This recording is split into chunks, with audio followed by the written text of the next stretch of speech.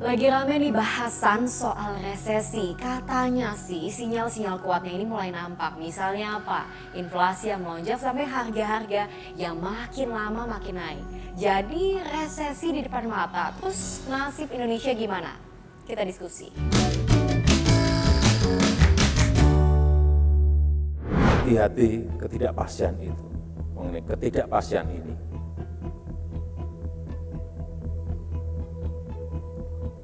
dan tiap hari kita selalu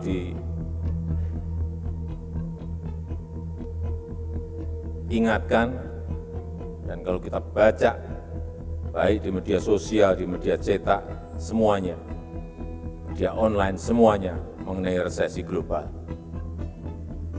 Tahun ini sulit dan tahun depan sekali lagi saya sampaikan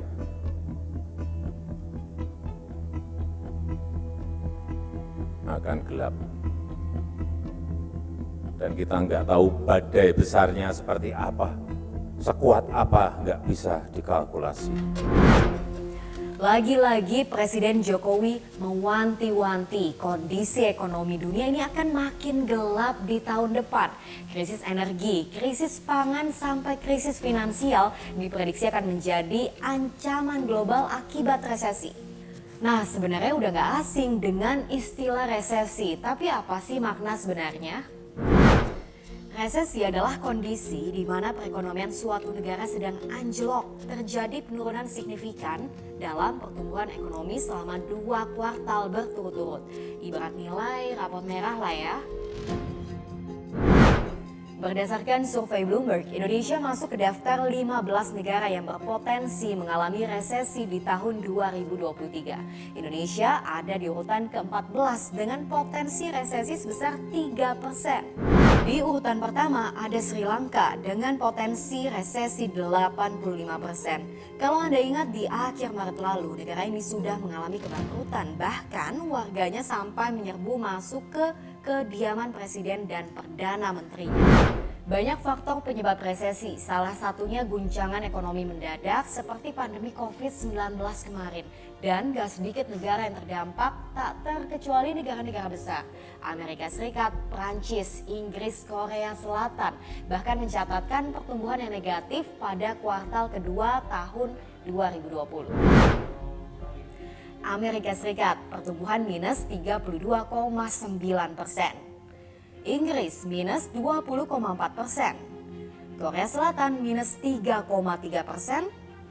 Perancis minus 13,8%. Lalu bagaimana dengan Indonesia? Mencatatkan pertumbuhan minus 5,32%. Dampaknya apa? Ini yang paling dikhawatirkan. Di sektor produksi, kapasitas berkurang, omset menurun, PHK meningkat, otomatis kemiskinan bertambah.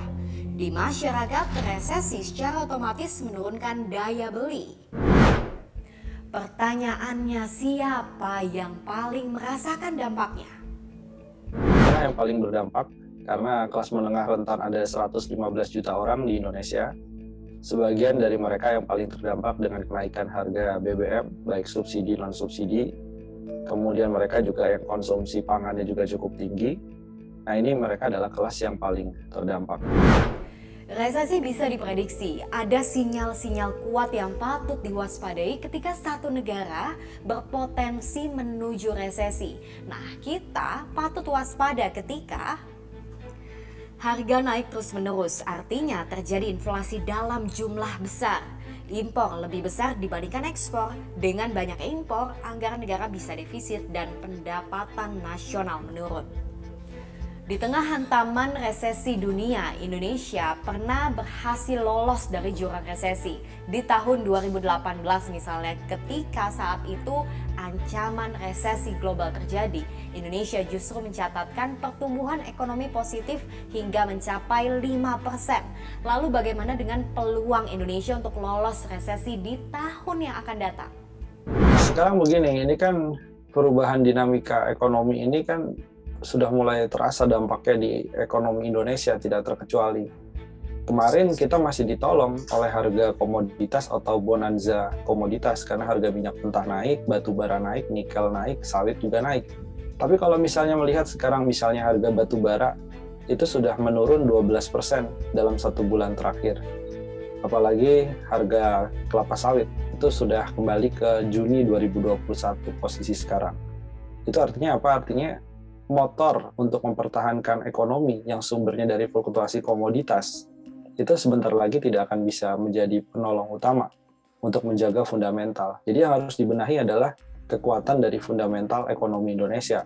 Basis manufaktur, kemudian basis bahan olahan yang bernilai tinggi, ekonomi digitalnya. Nah, itu yang harus diperkuat sekarang. Resesi di tahun mendatang nampaknya seperti sebuah keniscayaan. Lalu apa yang bisa kita lakukan? Bersiap secara personal misalnya dengan berhemat, atur ulang pos pengeluaran, investasi di instrumen yang minim risiko. Pemerintah mulai atur strategi untuk meredam efek domino dari resesi global yang terjadi. Saya Sylvia, makasih sudah diskusi.